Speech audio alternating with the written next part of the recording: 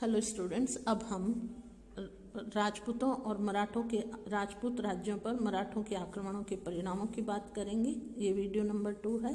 राजपूत राज्यों पर मराठा प्रभुत्व की स्थापना, इसका पहला परिणाम निकला।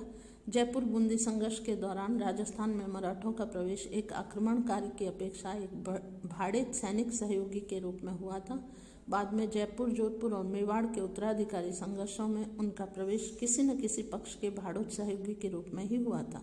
परंतु जब विजयी पक्ष अपने वायदे के अनुसार मराठों को धन नहीं चुका सके, तब मराठों को सैनिक शक्ति द्वारा धन वसूल करने का मार्ग अपनाना पड़ा। इसके बाद वे राजपूत राज्यों से नियमित रूप से चौथ तथा खिराज के रूप में धन वसूल करने लगे। दूसरा परिणाम आर्थिक दुर्दशा के रूप में हमारे सामने आता है। राजस्थान की भूमि पहले से ही अधिक उपजाऊ नहीं थी और यहाँ का व्यापार भी नगण्य था। मराठों के निरंतर आक्रमण तथा उनकी लूटमार और राजाओं तथा उनके सामंतों के आपसी झगड़ों के कारण सभी राज्यों की आर्थिक स्थिति दिनों दिन बिगड़ती चली गई। अगला परिणाम सैनिक शक्ति का पराभव था। राजपूत राज्यों के आपसी संघर्षों तथा एक के बाद एक उत्पन्न उत्तराधिकार संघर्षों ने राजपूत राज्यों की सैनिक शक्ति को निर्बल बना दिया। इन संघर्षों में हजारों शूरवीर राजपूत सैनिकों को अपने प्राणों से हाथ धोना पड़ा। अगले पॉइंट की हम बात करें तो शासकों और सामंतों के आपसी झगड़े इसके परिणाम स्वरूप निकले। मुगल संरक्षण काल में राजपूत राजाओं ने अपने सामंतों को दबाए रखा और मुगल बादशाहों के भय से सामंत भी आज्ञाकारी बने रहे।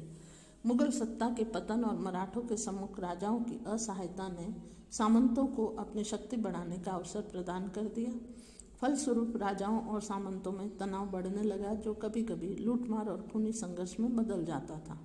मराठों का राजपूतों के सहयोग से वंचित होना इसका अगला प्रमुख परिणाम निकला। मराठे अपनी सैनिक शक्ति के बल पर राजपूत राज्यों पर एक पक्षीय ढंग से खिराज, नजराना, चौथ, जुर्माना आदि की रकमें थोपते गए और समय समय पर धावे मारकर धन वसूल भी करते गए। चूंकि राजपूत राजाओं में उनसे मुकाबला करने की शक्ति नहीं थी, अतः वे चुपचाप जहर के घूंट पीते गए, परंतु मन ही मन वे मराठों के घोर शत्रु बन गए। राजपूताना की आम जनता भी उन्हें गनीम और लुटेरे जैसे घृणित शब्दों से संबोधित करने लगी। जब पानीपत का तीसरा युद्ध लड़ा गया, उस अवसर पर किसी भी राजपूत शासक ने उनका साथ नहीं दिया। जब उन्हें मराठों की पराजय का समाचार मिला तो लगभग सभी राज्यों में हर्ष व्याप्त हो गया। अगले परिणाम की हम बात करें तो राजपूतों को अंग्रेजी संरक्षण में धकेलना अगला परिणाम था। पानीपत के तीसरे युद्ध में मराठे बुरी तरह पराजित हुए, परंतु कुछ ही वर्षों के बाद